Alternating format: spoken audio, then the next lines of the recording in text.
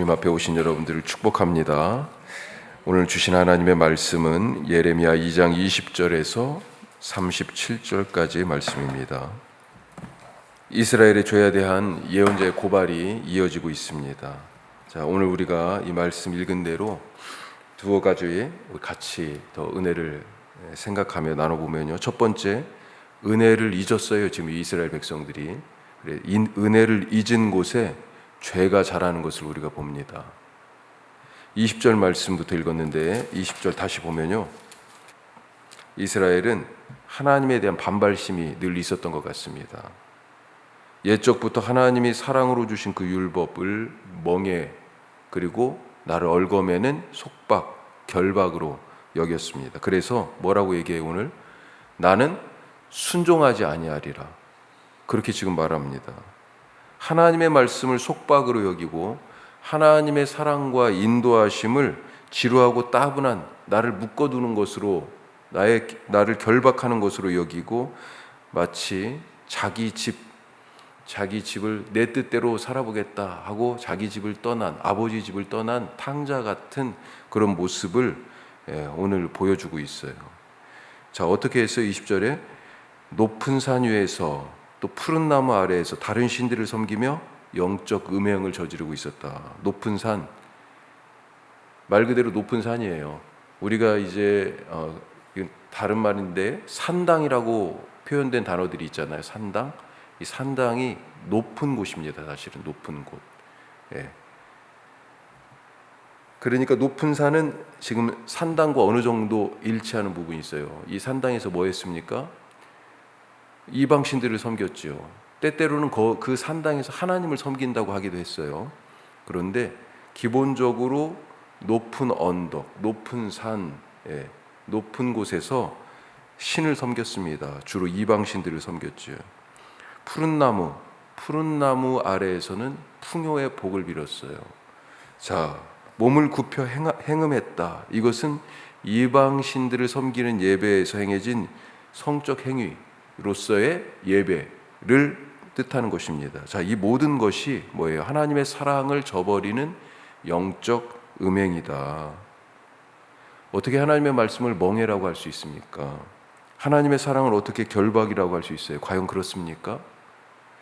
하나님의 말씀을 주신 이유가 우리를 멍해를 딱 이렇게 돌덩어리 같은 걸 딱 얹어, 인생의 짐을 딱 얹어 놔가지고 이걸 꼭 이건 해야 돼, 하지 말아야 돼, 이것이 짐이 돼가지고 우리를 그냥 못 살게 하려고, 그래서 무슨 형벌로 그 말씀을 주신 거예요? 아니잖아요.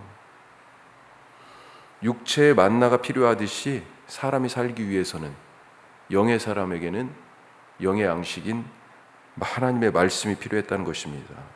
하나님의 백성의 양식은, 하나님의 백성이 먹고 살 것은 하나님의 말씀입니다. 그래서 예수님이 생명의 떡이 되시는 거죠.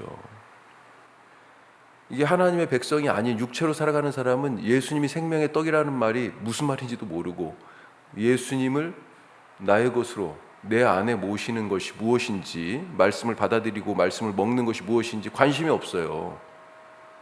영이 배고프지가 않기 때문에, 영이 가라하지 않기 때문에 관심이 없는 것입니다. 사람이 하나님의 말씀과 사랑으로 산다는 것, 이것을 예수님께서 십자가 사랑으로, 십자가에서 보여주셨잖아요.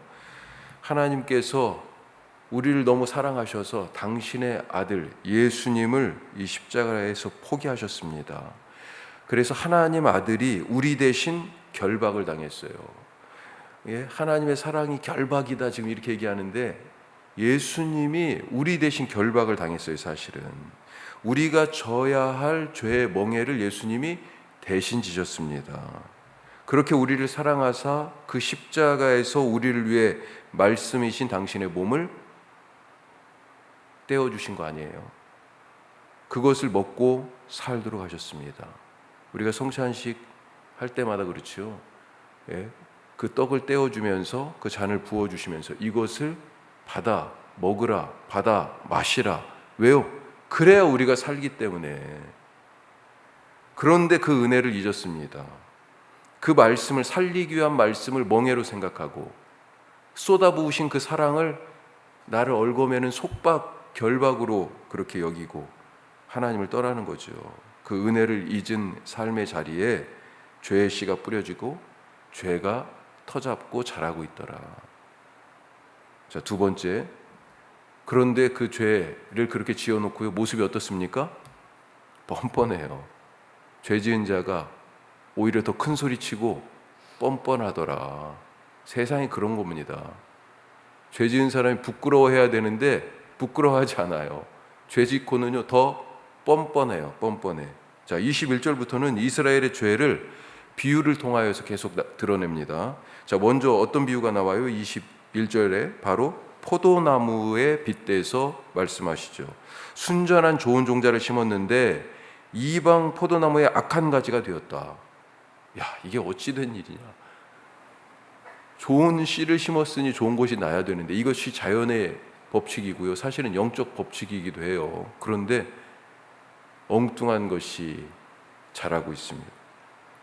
또 이어서 뭐라고 말해요? 죄를 씻으려고 잿물이나 또 세상에 잘 빨린다는 비누, 이거 아무리 많이 써도 안 씻겨지더라. 왜 안 씻겨집니까?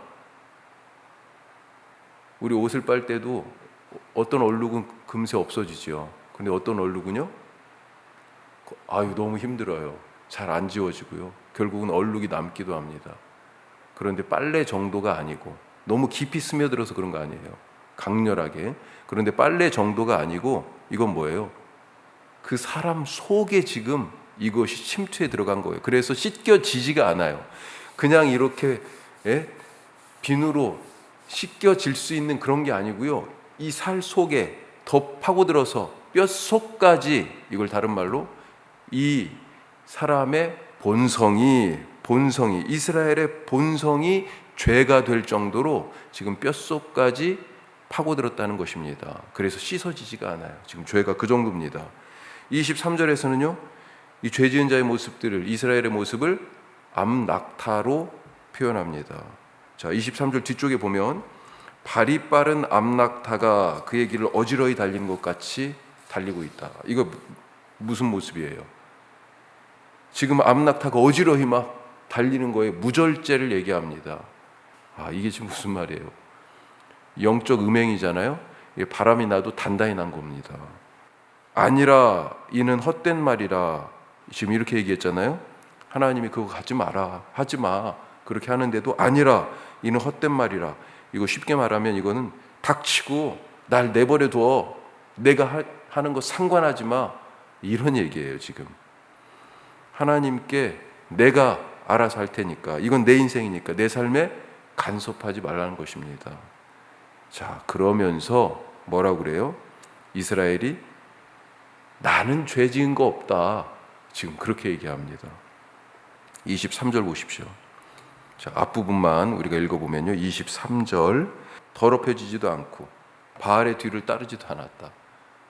이 얼마나 뻔뻔합니까?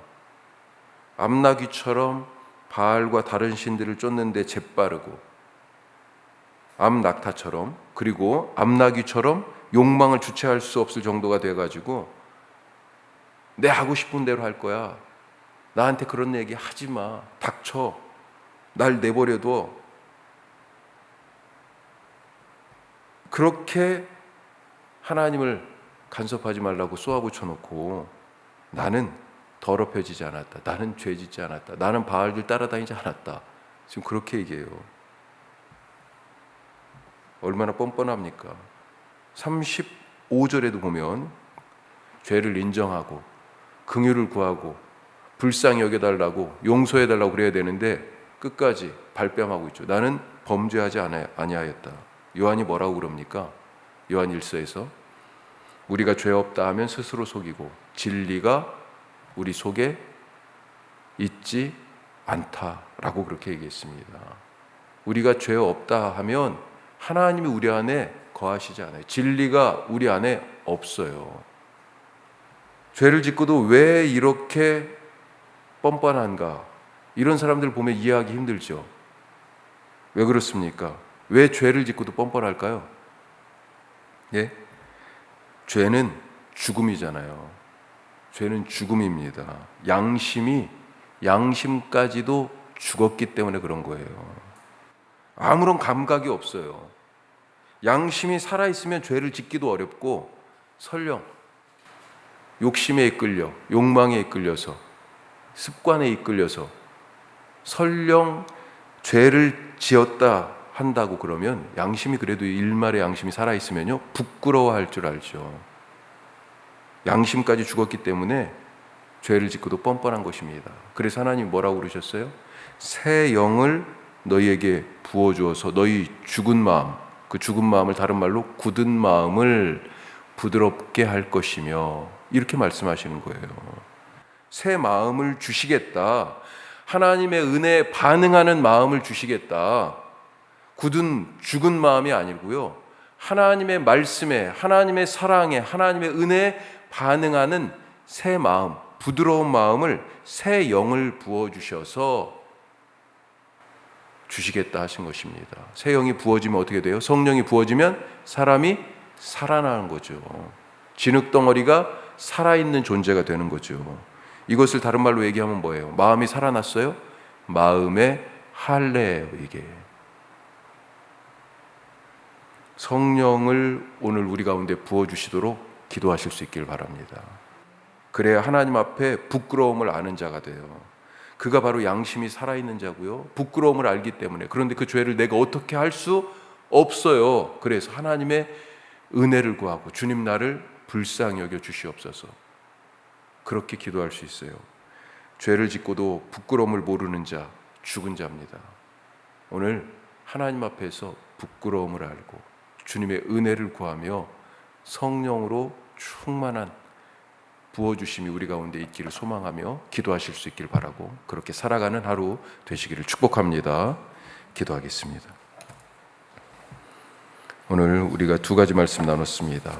하나님이 그렇게 은혜를 베풀어 주셨는데 하나님의 생명의 말씀을 무거운 돌덩어리, 지기 힘든 짐으로 여기고, 하나님의 사랑, 예수님의 십자가 사랑을 나를 얽어매는 결박으로 그렇게 생각하는 이스라엘이 있었어요. 나는 어떻습니까? 은혜를 잊은 곳에 오늘 보니까 어때요? 죄가 자라요. 죄가.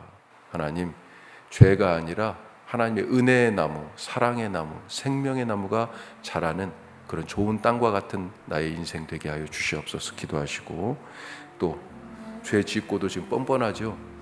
어떻습니까? 나는 주님 성령을 부어주셔서 죽은 양심이 아니라 부드러운 마음, 살아있는 마음, 하나님의 은혜의 말씀에 반응하는 마음, 그 마음 허락하여 주시옵소서. 우리 기도하실 수 있길 바랍니다. 우리 다음 주 토요일 주일 어린이 여름 성경학교가 있어요. 하나님 앞에 서서 늘 예배하는 우리 자녀들 되도록 예수님 인격적으로 만나 주시고 성령을 부어 주시옵시고, 우리 선생님들 준비하시는데 하나님 함께 하시고 가정들과 연합하여서 정말 교회의 잔치, 천국 잔치 되게 하여 주시옵소서. 특별히 우리 성경학교를 위해서 기도하겠습니다. 기도합시다.